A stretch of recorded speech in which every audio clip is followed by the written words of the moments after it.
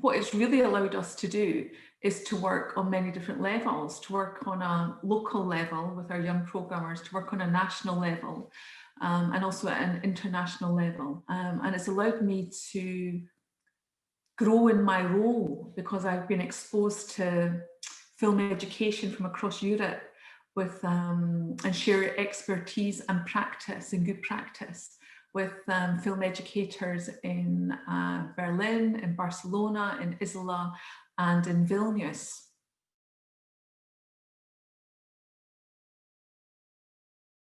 Being part of Moving Cinema has brought lots of benefits to my organisation, starting off with our Young Programmers programme, which runs all year round. In the past, we met primarily to put on films during the Edinburgh International Film Festival in the summer, but the financing that we received from Moving Cinema let us meet all year round and then do an event every spring. So in 2019 and in 2020 this year, we were able to work with our young programmers to curate films, to screen them at Film House in Edinburgh and to market them. So we had budget in to make little films, to put out on social media, to work with a social enterprise down in Leith to do really cool rhizo print zines and stuff and programs for the young programmers to get involved in. So they were getting a whole kind of experience of how you market a film to a young audience. It's not just about picking films that you think they might like. There's a whole dark art to it. Without the funding from Moving Cinema, we wouldn't have been able to do that.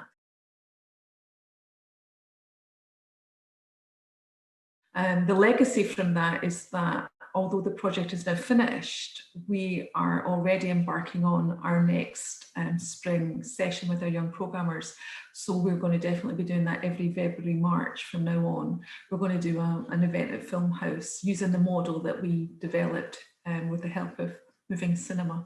I think one of the most fantastic outcomes from being part of Moving Cinema is to see our young programmers really develop. Because we just cast our net really wide across Edinburgh and the Lothians, and we welcome people to come along, and they often come along on their own and they find their tribe. They find these young people that love film and that are kind of like film geeks, and they they come in, they're quite shy, and within 6 months' time they're standing up at the Edinburgh International Film Festival, introducing a film, doing a Q&A with a famous filmmaker that they've invited because they've selected the film. You can imagine what that does for their self-esteem and their growth. And they'll learn a lot more about the film business. A lot of people tend to think film industry is about production, it's about making films, and they don't really think about the exhibition side of it and the curation side of it.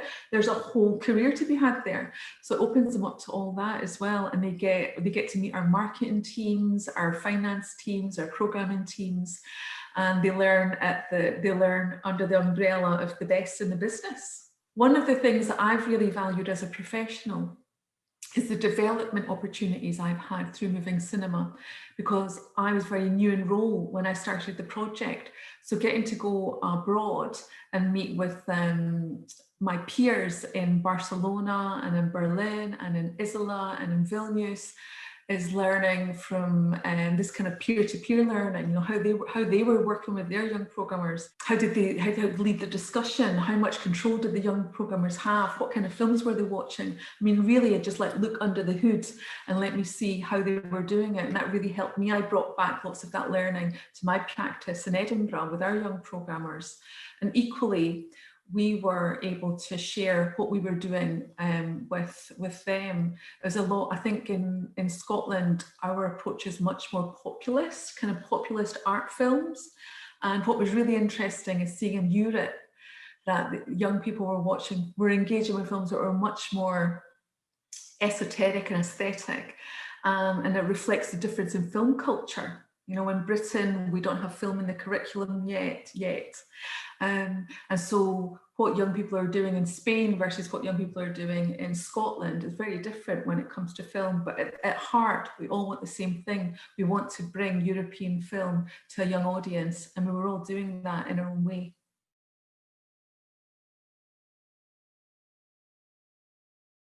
Brexit has actually shaped a lot of the things that we've done with moving cinema, because we actually staged our events in 2019 and 2020 at the crux point when Britain was meant to be leaving the EU.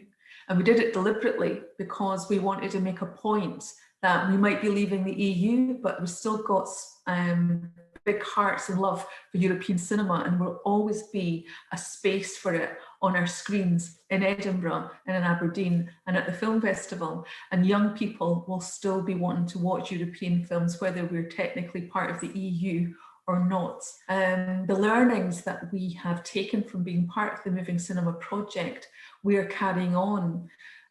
We always did screenings in the spring, and we're going to keep doing them at Film House in the years ahead. We're planning just now for February 2021. And although we're not under the Moving Cinema banner, it's the same process. You know, we're co-designing the event with our young programmers. They're watching the films, we're helping them curate. They're going to be responsible for all the marketing. They're going to be hosting the event.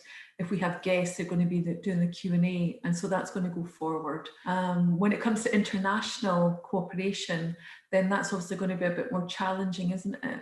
But I'm very open to that. So I'm saying here, you know, if you want to come and work with us in Edinburgh, just get in touch.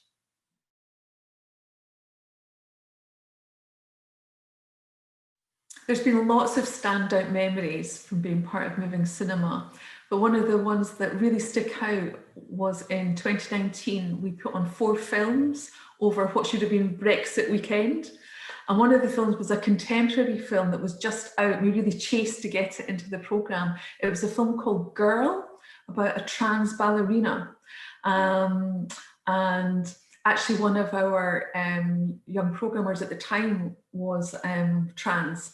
And so it really kind of gelled with us. And we also had a guest who was a trans ballerina who had been an advisor on the movie. So it just came as a kind of perfect package. It was really contemporary. It meant that we were still looking at European film, but it wasn't dusty things made in the past by men, you know. And it just really summed up what young programming is all about. You know, it's taking on quite challenging things, challenging issues, taboos, trying to handle them sensitively and not kind of run away from like difficult programming or difficult topics. And our young programmers handled the whole experience really well. And it was a real standout moment for us, one I'm very proud of. Working with partners was one of the highlights of working on the Moving Cinema project. And I remember being in beautiful Isola, which is a place I'd probably never go to. You know, I got to go there on this project. And the team from Barcelona were doing a teacher training event that I was lucky enough to take part in. And it was just a really beautiful experience about using just a really simple shot with a camera, just to film a face and a little bit of movement against light. And it really showed you how in-depth you can be, how simple, but how in-depth you can be in a piece of film education that's designed to reach out to teachers. And it's something that we took back and we used in our own teacher development work in Edinburgh. I think the long-term impact of being part of Moving Cinema for my organisation is really to cement the voice of young people at the heart of what we do.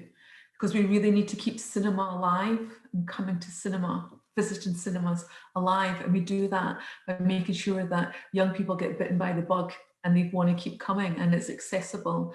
And we now have young people's voice at the heart of what we do. We co-design programs with them and we listen to them. And further up the chain of management and at board level and stuff, you know, they've got a voice because of the legacy of this work that we've been doing, and that's fantastic.